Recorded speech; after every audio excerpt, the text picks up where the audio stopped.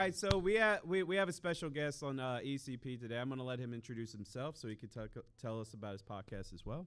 Hey there, friends and foes. My name is John Pica. I am the prophet of pop culture, but my friends call me Johnny, and I am a multidisciplined storyologist, an actor, singer, magician, author, artist, and podcaster, host of the Back of the Cereal Box podcast, where we celebrate the fun of the Saturday mornings of our youth while surviving adulthood today.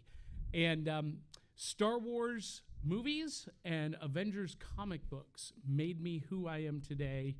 For the last, since 1977, Star Wars has been oxygen.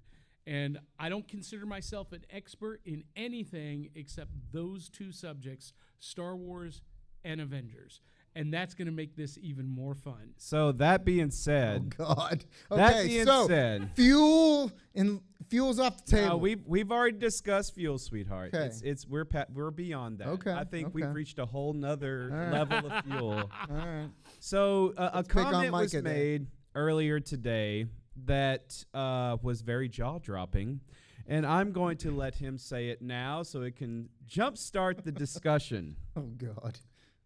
It is evident to me through my experience in the entertainment industry and as a writer that The Last Jedi is a masterpiece and the best of the Star Wars saga. This was great, guys. I quit. So I am the mediator. I go towards Jim. You got to put expletive on this one. Now, I will clarify that I don't just make that statement lightheartedly. Hold on, I have 7 points to defend my position. Can I FaceTime Josh real quick? No, hold on.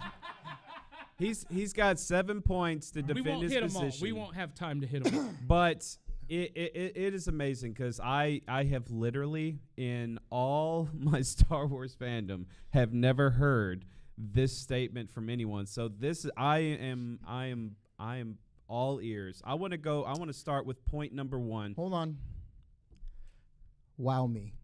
Hold on. Point number 1. Let's go point number 1. Point number 1. All right. So point number 1, I'm just going to address the elephant in the room. That most people's biggest problem with The Last Jedi was that it was made? Portrayal of Luke Skywalker. Nope. Love it. It's the only part of the movie I like. Okay, then you and I agree. But out in the interwebs, that is the biggest complaint that I see. And people call it trash. They call it, garbage. They did Luke wrong. And I feel like anyone who was put into Luke's position, you all were expecting the Luke from Return of the Jedi. But anyone who had been put in Luke's position, having the entire weight, the entire hope of the galaxy on your shoulders, and then facing an absolute failure, experiencing that absolute failure with all of that expectation on your shoulders, that would crush anybody. I've been where Luke was in my career, and when you experience that kind of defeat, all you want to do is retreat, disappear, and disassociate yourself from anything in the past. And I felt like Rian Johnson handled depression and handled the healing process through the character of Luke Skywalker in a masterful way. And anyone who can see past their initial reactions and really analyze it can only come to the same conclusion. Okay, I can agree on the depression part because everybody's got their trauma, everybody's got their battles, their inner battles, mental battles. But my problem, my slight problem, it wasn't big enough for me to be like, oh, I don't like what they're doing with Luke. Is he kind of reverted back to what we already saw him defeat, was like the childlike part, like when something wasn't going his way, or he reverted.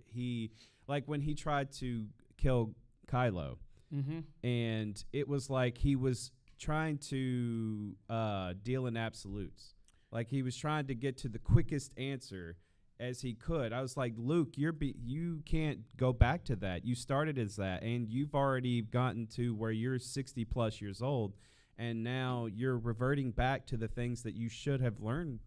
Well, but so to that point, at the end of Return of the Jedi, Luke was the only Jedi that we know of. I mean, we know now that Ahsoka was out there, but he didn't have access to what he would gain later, the Jedi texts. And, Luke hadn't really learned about the difference between the unifying force and the living force. And so you have to assume, and we see this in the book of Boba Fett, that he has started to embrace the tenets of the unifying force, the Mace Windu theory of the force that is all regulated by rules and traditions and whatnot. But in The Last Jedi, when we see the spirit of the ghost force of Yoda, Yoda has seemed to flip, and he's teaching Luke about the nature of the living force once again. And so we see this return of Luke to the unifying force. And I love that, or the living force, I mean. And I love that. I love that whole arc that we see that one film take Luke through. Okay, so Micah agrees with you on the Luke aspect. Okay. Let's jump to point 2. Okay, so point 2. Hold, Okay, please. go ahead. Yes. Hold. Yeah? I agree with you 100% on Luke Skywalker. Why they did what he did is because okay. Pull the chair up real quick. Get to it, bro. Shut your mouth.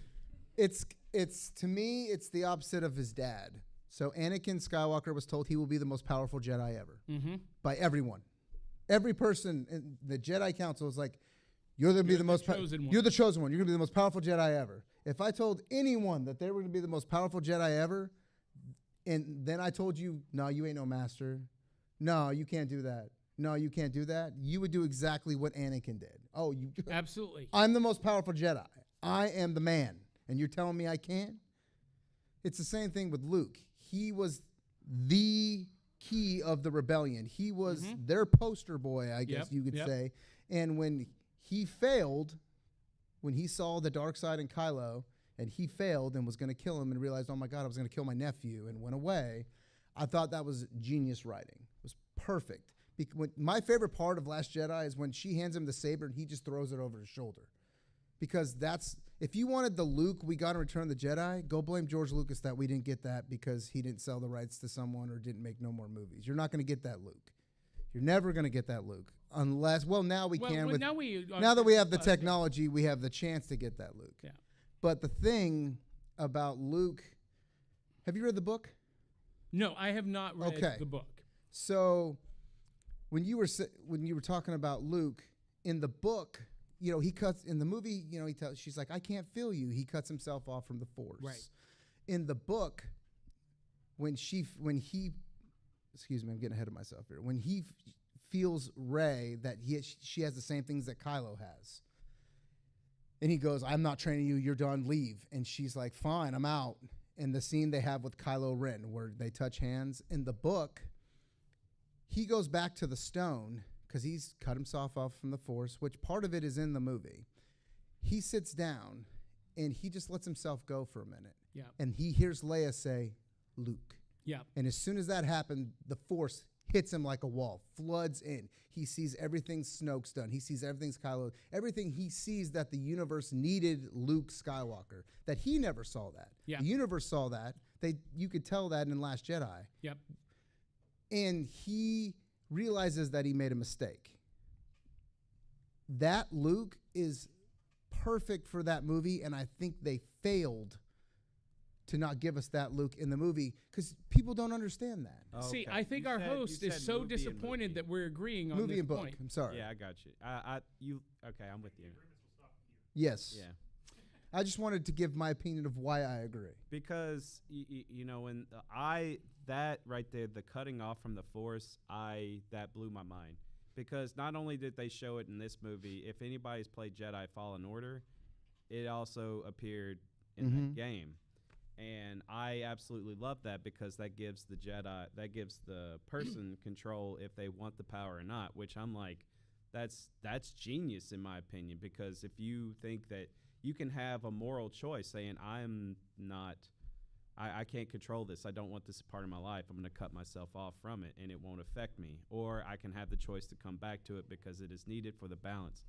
So I agree. Like when you said book towards movie, I was like, all right. But I thought you were saying like in the movie it. No, I think with what they did in the book, they failed with the movie. Gotcha. They failed not giving us that connection to Luke so people could understand this is why Luke did that. I think, though, to that point, that some of us did make that connection through the subtext of the film. You know, I made that connection without having read the book.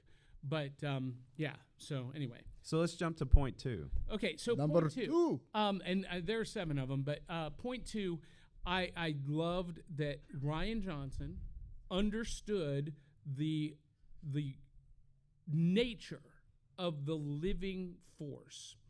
And it's really reflected in the final scene with the stable boy calling the broom to him. The whole idea of the living force is that the force surrounds us all. It ties us all together, and you don't have to have a certain count of midichlorians to be a force user, to become a Jedi, because the force is part of all of us. That's the living force. So anybody could potentially become a force user and use the force and become a Jedi.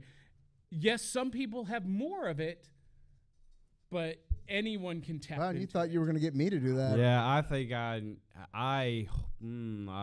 totally Are we in disagree. agreement on this one too? I am 100% against that. I believe they're okay. I believe the M word, we just don't say that word. Okay? The M word don't exist. I believe that there are force sensitive people, like Maz Kanata is force sensitive. Mm-hmm. But in Finn, I believe there are force sensitive people, but I don't believe you become a Jedi just because you're force sensitive. Oh, I don't mean that everyone could become a Jedi, but I'm saying that everyone can tap into that power. I would disagree with that. Also. I would disagree because to me, like, it doesn't make it. I don't want to say special. Let's say that. Let's say this. Let's go ahead and lay this out. We can't say if that's true or not. No, because there in a book or movie, it's not established that. I think writers are afraid to touch that. I think that's where Ryan Johnson was going, though. But I would, as somebody who grew up as like you, I cannot accept that, because the thing about the Force, like, it hurt my feelings when they mentioned midichlorians in episode 1, because then it became biological instead of a religion, or like Han Solo said, hokey religion and magic. Not really like religion either, but it was more mystical than biological. Like it was you're special, kid. But here's the thing about midichlorians. Okay, and initially I felt the same way, but then I thought about it. The midichlorians still have some kind of mystical connection to the Force. And what the midichlorians allow is gives someone more of that connection than others. But I don't know. To me, it did not take away from the mystery of the Force. It added another layer to explore. See, and I think it just when you made it biological, then it didn't make it as special anymore, because like there was an understanding of when someone was chosen by the Force, because there's always a balance, there's good, there's evil, there's reason, because the Force can see to the future and see that something is needed to balance, whether it be good or bad. And this is why, when we go into like gray Jedi that don't want to believe in either one, because they believe that the Force will figure it out. So we'll use the Force. That's not how the Force. That's not how the Force works. But I just speaking as someone who sees the Force differently, I just can't accept that everybody's tapped into the Force. It just to me, I can't either. It just takes away the specialness. But then Yoda is a liar. Because in Empire he tells us that the Force flows through all things. Yeah, but that's seen different. That's interpretation because force does flow through all things. But that means that those who are tapped, those who are tapped into it can use the this things and be connected to them. Not everybody can feel the force, but the force is flowing through all things. So, that I get, but that's interpretation. If you say the force flows through all things, then that would mean that everything, even a piece of orange, has the force. I think Qui-Gon Jinn had that interpretation. Oh, thank you so much. Thank you. Oh, my gosh. Oh, my Thank gosh, you, Sean that is Crawford. so awesome. Oh, my goodness. Yes, Sean Crawford Oh, just my came in God. and gave us pictures of his. Yeah, you show on one camera. This is the greatest thing I've ever. Yeah, with Billy D. Williams. This is his musical performance group that he did That's with. Billy Idol, bro. Yeah, what did I say? Billy D. Williams. Oh, well, we're on Star Wars. Billy Idol, you know what I mean. With Billy Idol, because he my- performed with many different English and American music groups, This is including Freddie amazing. Mercury. Sean Sorry, Crawford, sidetrack. if you'd missed our interview earlier, it was an amazing interview. Go back and watch that. Yes. But yeah, let's jump into point. Agree to disagree because I think that We say is you're all not wrong, interpretation. but we also say you're not right. That's the thing. Okay. So, little context for us to agree on a situation or on a conversation that we're just going to do this all day. Yeah. We both say you're not wrong, You're not wrong. Well, we can't say you're wrong because but it's you're also not right. So I can live with As that. Obi-Wan Kenobi said, from a certain point of view. yeah. Well, next point. Let's Next point. get to the next point. Well, only because I hate Obi-Wan Kenobi. I think he's a manipulative douchebag, but that's another story for another day. Whoa. Oh, dude. but, We don't use the Whoa. douchebag and Kenobi in the same sentence, brah. Well, So you're not excited about the Kenobi series? no. Wow. I'll watch it because it's Star Wars, and Star Wars is oxygen. But You're a Book of Boba Fett lover, aren't you? I loved Book of Boba Fett. Oh, man. Get off my stage. All right, so But- next point. So third point, the Rise of Skywalker finally showed us the badass force user that Leia is. We had seen in Legends and through the non. What, you mean Last Jedi? Yeah. What did I say? Right. You say Rise of Skywalker. We Oh, knew what you meant. Okay. Yeah. I was just Last making Jedi. sure. Last Jedi. We finally see Leia as a force user, and we knew as fans in the Legends canon that she had been trained by Luke and that she was prophesied to be even more powerful than Luke. But now we actually saw it. She survives in space and she pulls herself back to safety using the Force. And for me, as a Leia fan, one, and as the father of a daughter who is bad to the bone herself, to see a character like Leia become what we had imagined she could be in that one moment was just, for me, brilliant. It was breathtaking. I agree. All right. Well, I want his opinion. See, I agree with that because, again, I'm a Legacy reader. I've read a lot of Legacy. Yeah. And Luke Skywalker has done that himself in Legacy, which I feel Rian Johnston and the writing team took that from Legacy, where you basically put yourself in a force coma to heal your body, is what it is. And it's a force bubble to keep you alive. So that part didn't bother me. What I think, and we did a podcast a little bit about it earlier. I know you have a problem with fuel. Yeah, and no. the fuel consumption. The problem with that scene that I thought a lot of people would, what people I think had a problem with that scene is she died in real life. Right. And so people were ready for her to die. Like, hey, we're not getting more Carrie. Carrie is dead. Well, we're not getting more Leia. I'm glad they didn't do it at that point, though, because if they had, it would have been a throwaway. Because it happened so fast and it was so sharp, and you know, it felt it would have been a wasted death at that moment. In which I agree, if she wouldn't have died, people would have felt that way. But when she died in real life, people were like, "Oh, okay, this is how you're killing off Princess Leia," because it was an emotional scene. Like I've said in the podcast we had on Friday, is when her son is aiming at the bridge, he's got his hands on the trigger, and he goes, it's a redemption for him. He's like, I can't kill my mom. And then the TIE fighter next to him's like, I got no problem killing your mom. Right. And and he blows up the TIE fighter. Right. So when people were like, oh, so this is how you kill Leia, okay. But and then you brought her back, they're like, wait, she's dead. What are you gonna do? To your earlier point, though, if they had killed Leia at that point, she would not have reached out to Luke. Luke would not have been pulled back to the Force. I agree. Yeah. I think that it would have been a useless death, but I think some people were pissed off. This is not going the way you thought. I think people were pissed off because she was dead. She was dead in real life. So people were like, what are you doing? And she died like 3 or 4 months before the film. The film was done. They weren't going to be like, well, Carrie's dead. Let's rewrite the whole film in 3 months. Let's go reshoot everything. I mean, we kind of were just with it. Yeah. Okay. 360 on all y'all. You guys want to talk about fuel now? Because I'm fuel to the fire. So now, Mary Poppins Leia. Well, no. It was badass Force user Leia. And I'm going to submit that not only was she a Force user, she was already at master level.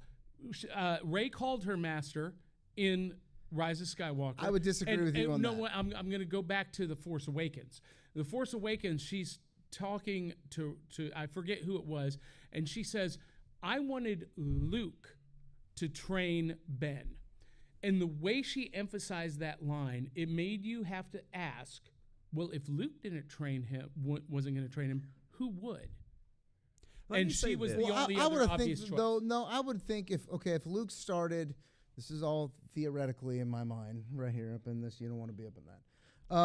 I would theoretically think there was enough time that Luke had other masters, that there were other masters like Grogu maybe? Or Ahsoka could have become a master.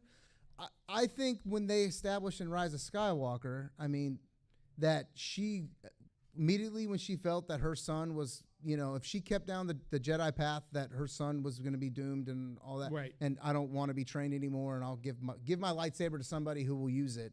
I don't think she reached master status there. I think she was starting to understand the Force, and that he trained. I mean, let's be honest. Luke Skywalker learned the Force in a year. I got to jump in. I'm sorry. Okay. I'm sorry. Okay. Because y'all are just justifying the use of Force. I think it's the way they showed it, because Leia was powerful, and we needed to see her use the Force. She's a Skywalker, but she got shot out of a ship, and she's floating in space, and now we're. And Rian Johnson did what every fanboy wanted him to do. No. And that was to. I love how. No, wait. That was to acknowledge. I brought you two here to defend me, and the only one on my side is the blood-sucking lawyer. That was to acknowledge. Look, everybody in August 2014, everyone who was a Star Wars fan was wounded mortally when Kathleen Kennedy stood on the stage of Hall H and said, those books are no longer going to be considered canon. And everybody wanted them to find ways to bring the legacy stories, the legend stories back into canon. And Rian Johnson did that with Leia using a Force ability that Luke had used in one of the earlier stories. I'm not saying that her using the Force is what's wrong. You just didn't like how they did it? It's the way it looked. There could have been so many different ways to go about this to make this a perfect scene for Leia, especially since Carrie Fisher had just passed. And now, like, it was like a cop out, because she went into a coma, came back later, and then all this other stuff had to happen. But you shot her out of a ship, and it made it look so goofy that it was borderline disrespectful to the character to use the moment before she slips into a coma, because if she's out in space and using the Force to get back into the ship and then slips into a coma, how did she even survive getting shot out of a ship and again using the Force to come back in a goofy manner? It was almost like they could have Disney princess music playing in the background in that moment and going into, the lock and everything. I'm not saying that Should I be the media? Should we switch seats? No, I'm not saying that the use of force was what's wrong, or the justification of when she used the force, because she was the true last hope, like what Yoda said. There is another. So we know that that's Leia, and now we get to see it on screen. But I just think they dropped the ball on. I honestly think that Leia. Okay, we know the story before she died was wasted in The Last Jedi, that they could have written it much. But now I understand that with all the leaked script that they were going to give her the Leia moment in the third movie. All the stuff that was supposed to happen to Rey was supposed to be Leia and not Rey. I don't know if you guys have read that script or not by Colin, the guy who did Jurassic Trevor, thank you. That all the stuff that happened to Rey and fighting the Emperor was supposed to be Leia. Leia was supposed to get her big Jedi moment. But so my guess is they were setting up to make her not look like this big Jedi moment, and then be like, haha, she actually is a badass. Well, I think they made up for it in Rise of Skywalker with the whole training scene. I think that's when people were so upset that they made it so goofy, and they were like, J.J. Abrams was like, no, I'm gonna have to do it right. But I don't think it was goofy. I loved that scene, but that's me. All right. You're from a point of view. Okay. I'm trying to say this without sounding dumb, and I already sound dumb. You're a legacy reader. He's not a legacy reader. I'm a legacy reader, so we get it because we've kind of seen it before. He would be the guys. Back me up here. Legacy or not? Well, no. So there are a lot of fans who were out there saying we've never seen Leia do anything like that before. How it just comes out of nowhere, and I'm like, no. We know she's a Skywalker. There are some assumptions that have to be made even after Return of the Jedi through Force Awakens. And even if you don't see it on film, you know that okay, we're just going to swap seats because I feel like I need to be the moderator now. Well, I think y'all are missing the point. Like, it's not that there's no assumption that she has the Force. Oh, my God, she has the Force. You could not read the books and know that she has the Force. So why does that come from out of left field that she actually uses the Force? It's not. It's the way, it's the presentation of the use of Force. I should be in that seat. It's not that she used the Force. I didn't watch her use the Force and go, oh my God, Leia used the Force. No, I'm saying, I'm just saying that the way they did it was just goofy. As the new mediator of this podcast, you're not wrong, but you're not right. Point number 4. I am heavily into a genre called diesel punk, which celebrates the style and aesthetics of the 1930s through the 1940s mashed up with sci-fi and fantasy. Steampunk? No, diesel punk. Oh. I didn't know Steampunk is Victorian. There's my bad. My bad. I did not know there was a difference. To me, it was all the same. So diesel punk is World War II era. Okay. And The Last Jedi was the most diesel punk of the diesel punk genre of Star Wars. In and of itself is within that genre, but that movie was the most diesel punk of the saga. And that whole opening sequence that I know a lot of people have argued about with the bombers and, is it magnetic? There's no gravity, whatever. I don't care.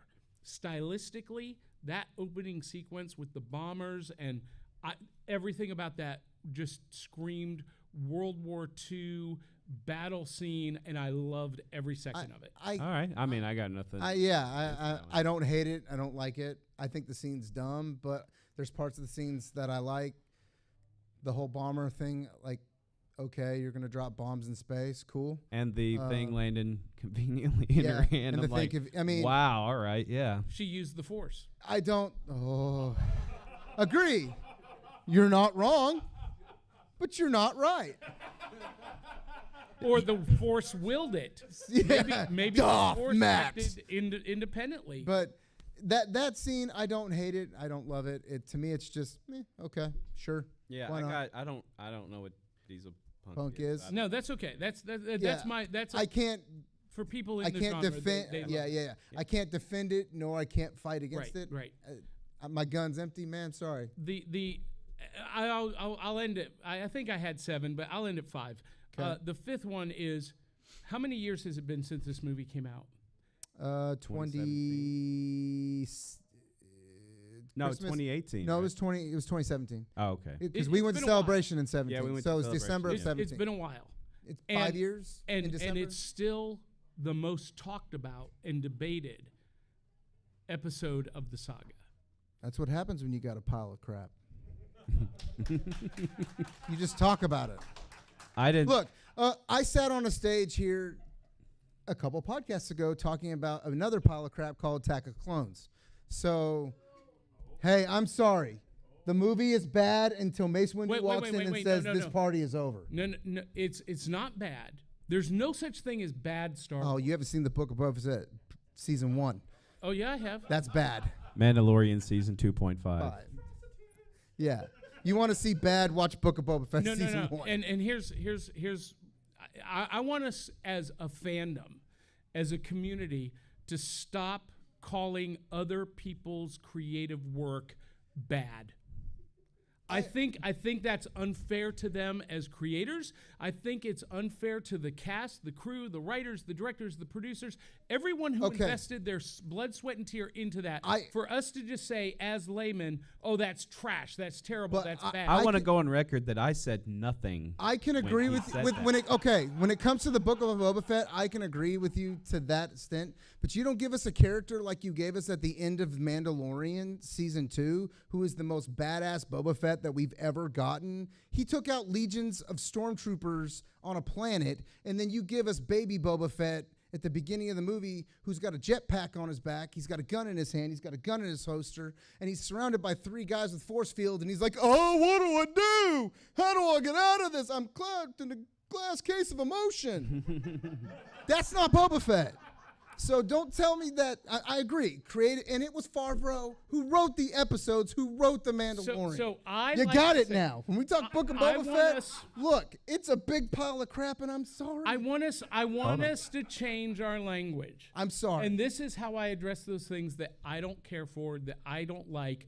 I just say, Sorry, you know I got a what? little mad there. My apologies. I'm not the intended demographic for that, but I appreciate the work and the effort and the creativity that was put in by masterful artisans. And I can agree to that. But it's just like the last time that when somebody asked me, do you want a Boba Fett season 2? And Matt here goes, I go, no, I don't need season 2 of Boba Fett. I don't need it. Put Boba Fett in Mandalorian. And Matt says, so you're telling me that you don't want any more Star Wars? And I said, if you're going to give me the blue Pabst ribbon of Star Wars, then no, I don't want it. I don't want Boone's Farm Star Wars. All right, want so Star Wars. I have to cut it off here, but we have 2 amazing sides and the one that's right. So we're gonna end it here. You're not wrong. At ICCC But you're not 2022. right. Come on down. There's still a few hours left. A lot of signatures.